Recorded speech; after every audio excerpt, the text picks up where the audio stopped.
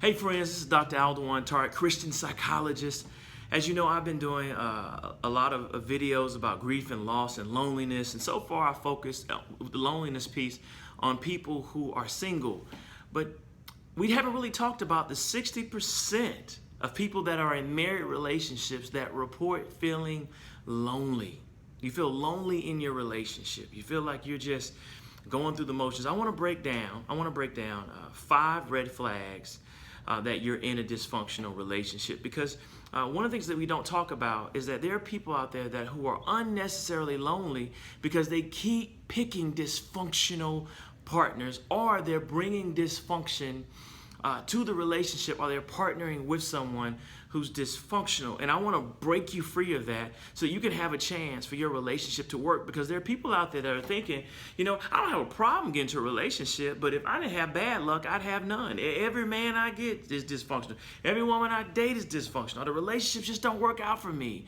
Meanwhile, your friends are getting married and they appear happy, and you don't have a problem getting into relationships. You just stay in dysfunctional ones, and you're trying to figure out, what is it? Am I doing something wrong? Listen to this, and I'm going to break this down, because I pray to God this sets you free. All right?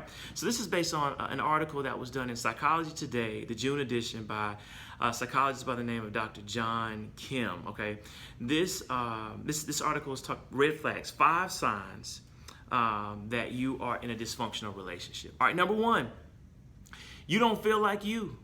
You don't feel like you. You have lost yourself. That means that you self-sacrifice more than you compromise. So you're the one that says, well, don't worry about me. Or if you get into an argument, you're the one that apologizes. You're the one that makes amends. You're the one that says, okay, we can go see the movie you want to see. And so you've gotten to the point where you don't even feel like you, because you can't exist.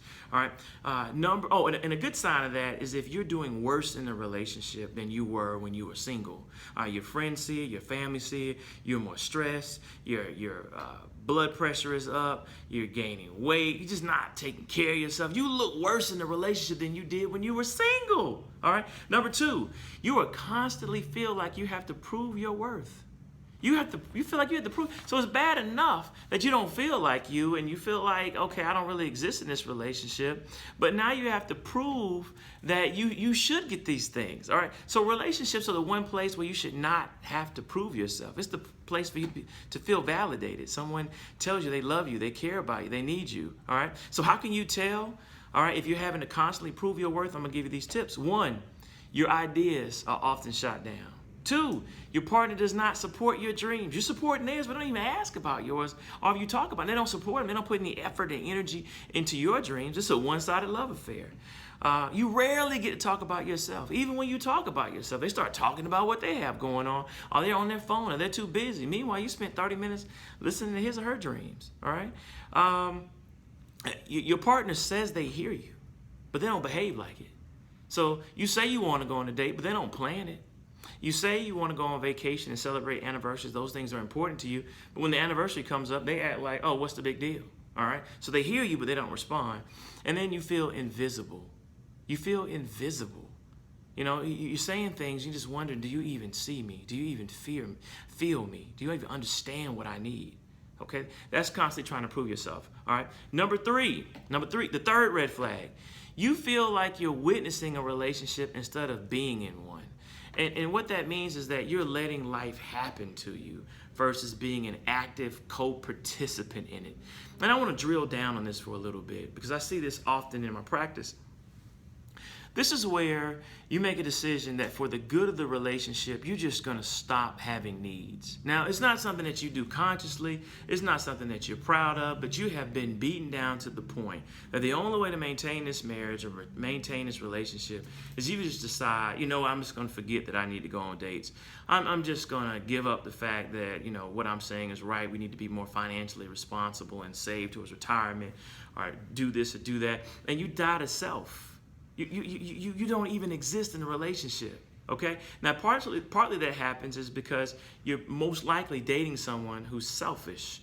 And the perfect person for a selfish person to date is not another selfish person, but actually the opposite, someone who's too selfless. That means that you'll give your last dollar for someone, but they won't give you an extra dollar if they had $1 million. All right, or they only give you one and ask you, why are you being greedy? All right? So, because it makes sense, because the selfish person gets more. All right, in the selfless person, it makes sense because, oh, I have someone to care for. But the problem is you expect the selfish person to care for you, but it's not their capacity because they're selfish. So here's what you do.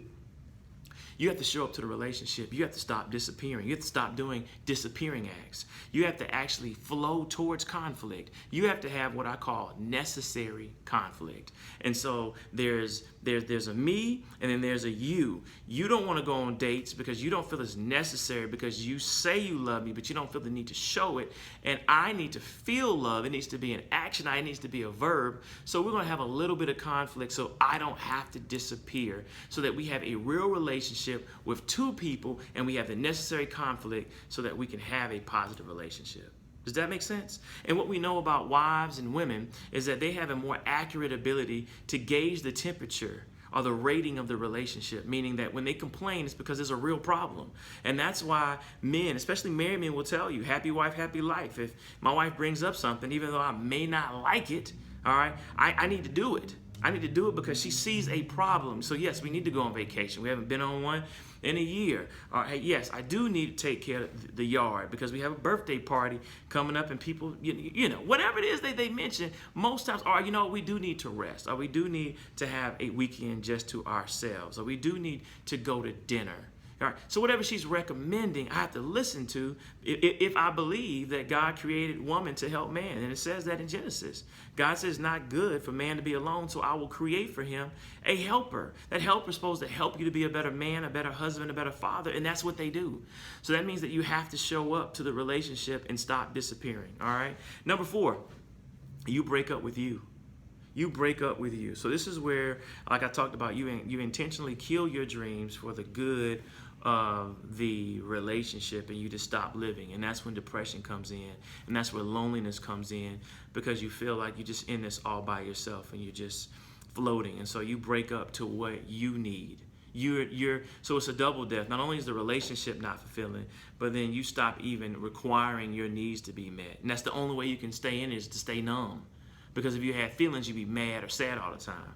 And then number 5, you know, this is slang, but you're dating what I call a savage. I mean, you're dating someone that has no capacity and has no history of ever being successful in relationships.